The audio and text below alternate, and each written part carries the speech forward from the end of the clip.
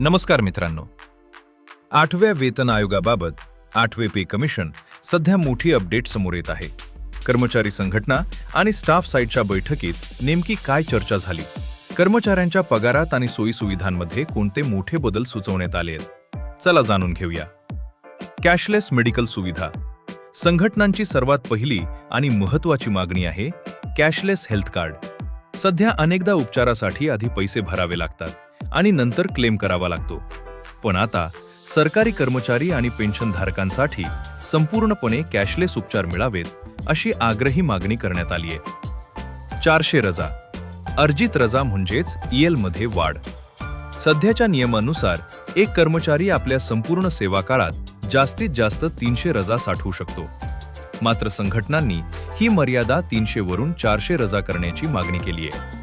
म्हणजेच निवृत्तीच्या वेळी तुम्हाला 300 ऐवजी 400 दिवसांच्या पगाराचे रोखीकरण लिव्ह एनकॅशमेंट मिळू शकते.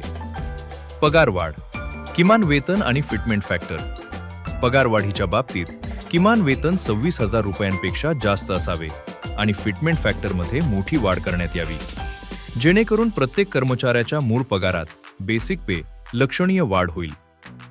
पेन्शन. निवृत्तीनंतरचे फायदे.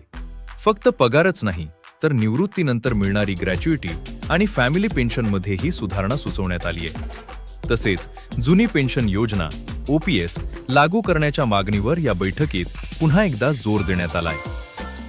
निष्कर्ष. मित्रांनो, 1 जानेवारी 2026 पासून 8वा वेतन आयोग लागू होणे अपेक्षित आहे.